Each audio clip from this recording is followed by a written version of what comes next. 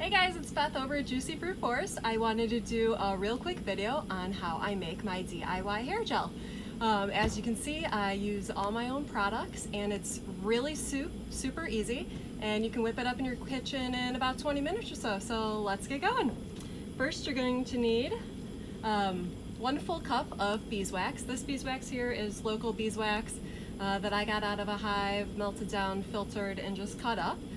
I can put a link in the comments to where you can get some of these ingredients so that you know they're from trusted sources. Then we have 3/4 of a cup of jojoba oil, organic, and shea butter, organic, virgin, unrefined. Make sure you're getting the unrefined. It's got the best therapeutic properties in there for you. And then a little bit of arrowroot powder, 2 tablespoons. There we go.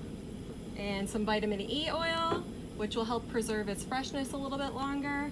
Some lime essential oil, rosemary essential oil, and vanilla. Smells great and they promote hair growth, so I really enjoy those as a combo. So let's get going. Basically, all you have to do is throw most of these ingredients into a bowl. We'll start with the shea butter. Let's just plop it on in there. I like to wear gloves. Shea butter can get a little gooey when you're working with it. All right. And then throw in your beeswax.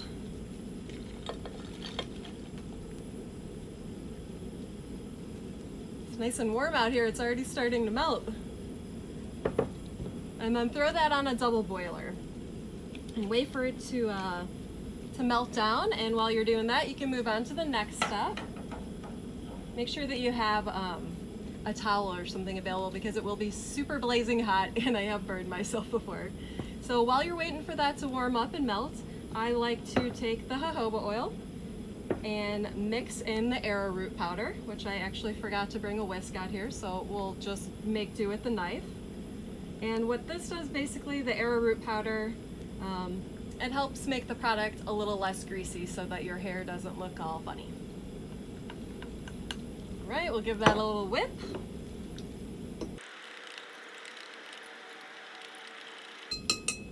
Okay, then I add in 1 teaspoon of vitamin E, which is great for keeping it fresh.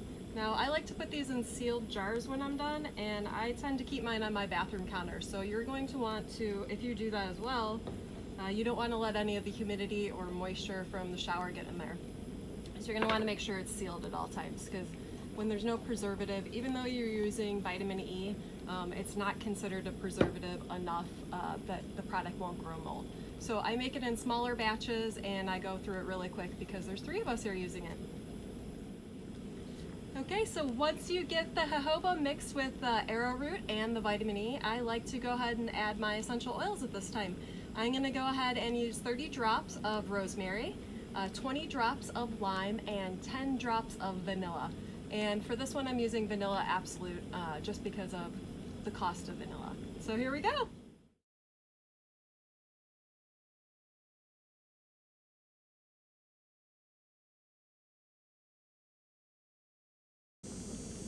Then we give that a little whip and there you go, it's ready.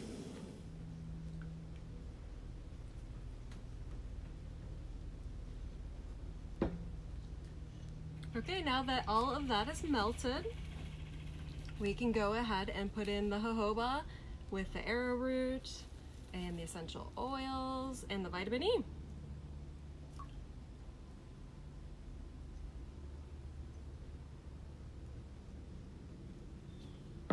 Just give it a little mix. And once you're done with that, you can pour it into containers, and typically you can wait about 24 to 48 hours for it to set up, or you can speed up the process a little bit and throw it in the fridge like I do. And once you're done with that, you give it a little whip and you're done.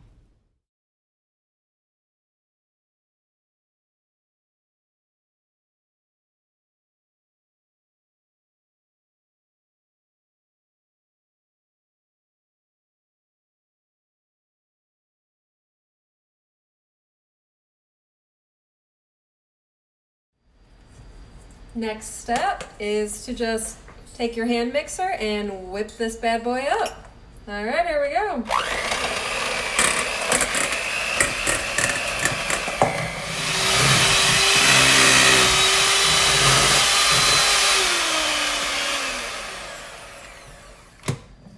All right, and there you have it. This is whipped, and it's going to go back into the containers, and it's all done, and I'll give you a little preview of how we use this.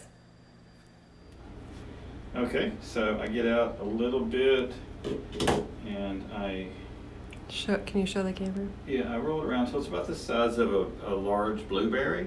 Can you see that? And then I just smash it down, kind of spread it a little bit, because this is basically, it reacts to heat. So the more you rub it, the more liquid it gets. So I get it nice and went out, and then I touch my hair. I start off in my problem area. So any place it's a problem is usually where I will put it first, which is in the back of my hair back here. You'll see that in a minute.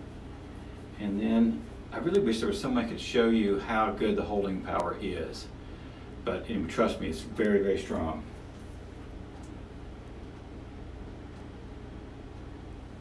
Maybe that'll show you. What do you think? It's good stuff. And then you just have to comb it in. The thing I like the most about this hair gel is that it's semi-water resistant. So in order to get it out, you got to use warm water and soap. But if you just go swimming at the beach and you run your fingers through your hair like a comb, it actually goes back very nicely. So it doesn't wash out like most hair gels. How's that look? Beautiful. Okay, so this is all I do. Well, before I do this, actually, I already towel dried my hair really good, and I like to comb it through one more time, and then I'll fluff it back up at the end. It just helps get the beeswax and all the cream in there thoroughly. Okay, and then I take a piece about this big. And I like to take my rings off because it'll get all over that stuff. You just get it nice and hot. You know, it's a cream at the moment, so you gotta warm it up a little bit, get it all liquefied. And my mode of getting it on there is to flip my head upside down a couple times. And I just kind of do this.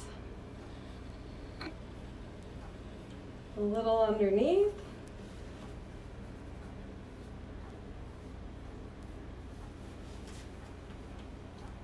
And that's really it. This will dry and look fabulous, and this will hold all day long.